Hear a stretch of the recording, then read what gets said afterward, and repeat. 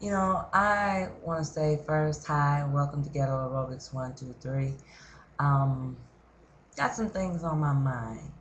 I just viewed a video from one of the channels that I subscribe to, and it was basically saying, are black men ugly? And all the different views and comments about black men. Well, I am a little disturbed by that video because I believe, honestly, um, black men are one of the most beautiful creatures that were ever placed on this earth. Um, I believe they were taken out of their element and out of the true kingship, the beauty, the honor that they originally had, and they were actually made ugly, not made ugly so much as by the white man as it was by the white man's gal. The white man's gal being the black female, actually the black man's woman. Um, whether it was his mother, his sister, his auntie, his woman, his girlfriend, however, I believe that black women aided in the ugliness of a black man because it was something that she was made to do. It was something that was instilled in her to do, to keep him down, to keep him submissive, to keep him from wanting to be free, to keep him inferior to the white man. And that's what we do today. We do that by belittling them, by keeping them housed up and not letting them go to work. When I say not letting them go to work, we want to take care of them. We want to make sure they eat. We make sure that they're clothed. We make sure that they have everything just like they're our sons. Yeah, they are our sons in a certain aspect, and being so, we need to teach them how to stand up and be men because it's obvious that somebody didn't. And I just believe that most black men, like I said, have been affected by a black woman to cause them to be the men that they are.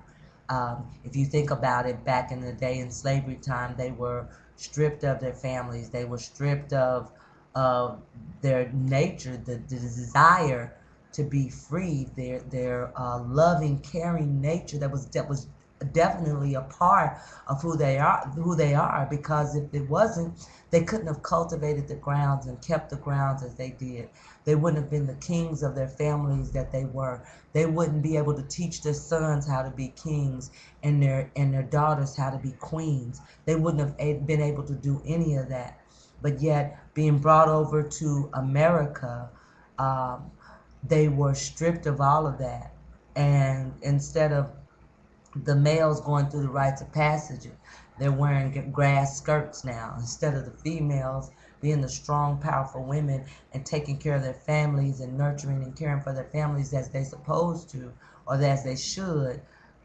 They want to be the man of the house, and it's time after that. We still yet are dealing with black on black crime. We don't need the KKK anymore. We're killing each other. If we're not doing it physically, we're doing it mentally and spiritually. We're letting each other down every day.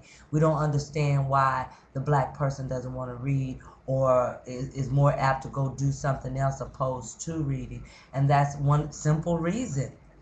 It was for so long against the law or against us as people to read. So we didn't go once our people, our forefathers were able to read. It was very hard for them to teach somebody how to read when they didn't know, and then the ones before them didn't know. So we've just passed on a bunch of generational shit that has kept us all bound. And if we ever desire to be free, we're going to have to free ourselves together, free ourselves as a people, and understand how we got in this situation. It's no more about you, yours, and them, or me, mine, and thine. It's about ours. It's about us because as a people, we're becoming extinct. Our children, mentally, their capabilities.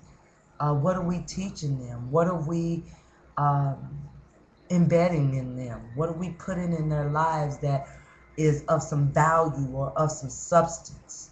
to keep them alive, to give them hope, to know that they can, to know that they have the wherewithal within themselves. That's why a lot of our children now, some are committing suicide or some are killing their children and doing all this. That's not of an African nature, which a lot of us are not. We're mixed with so many different things. We've got Indian and Mexican and white and Asian. We've got so many different things in us now. It's hard to be called black, and we're definitely not African Americans. I know I'm not. I didn't come from Africa.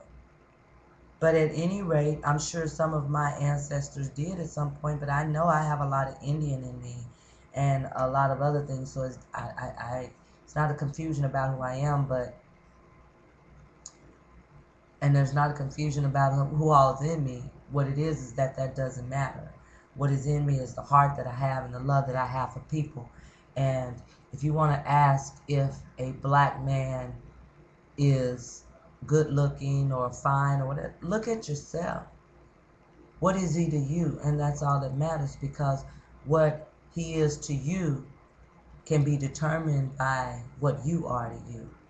You know, and as far as the white women going on about the black man's sex, well, that's been since slavery too.